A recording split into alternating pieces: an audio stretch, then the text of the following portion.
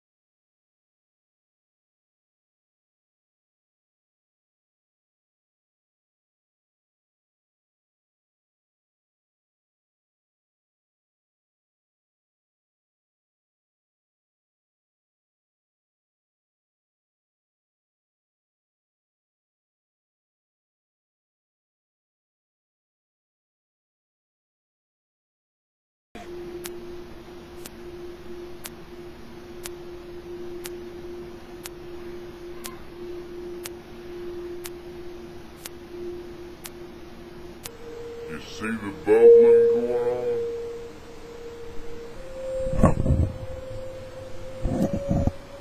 That bubbling is the yeast going to work with the sugars, turning the sugars into alcohol. Now it's going to be going through this process for 7 days. After 7 days, we're going to take all that stuff that's floating in there and we're going to drain it out. And matter of fact, we're going to sift it 3 or 4 or 5 times to clear it up. That won't be the final clear, but it'll be to clear the main clear to get everything out, and then all we'll have left is a gallon of liquid, a gallon and then some. And that's going to be our wine base. Once we clean this out, then our job is to start purifying the liquid, and we're going to purify it by taking every little bit of yeast out of it, every little impurity, and you'll see how we do it once we strain it a few times. But I just want you to see how this yeast is working against the sugar to make alcohol. And like I say, it's only been cooking now for about an hour, maybe 2, and it's got to cook like this for 7 days. Once this yeast gets really saturated in there, it's going to be a fury. I'll make another picture of it when it's really cooking good and let you see what's going on. And how we know the wine is done is when there's no more bubbling, when we get rid of all the impurities and we watch the wine, and we're going to see if it bubbles. And if there's any bubbles, then we have to strain it again, because that's an indication that there's still yeast and raw sugar in there.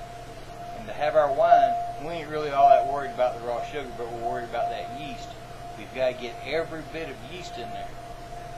Now, we may put one more Camden tablet in there, and that should kill the yeast. Once the yeast gets weak, that Camden tablet should kill the yeast, and then all of it's going to just fall down to the bottom of the tank, and we're going to strain it again.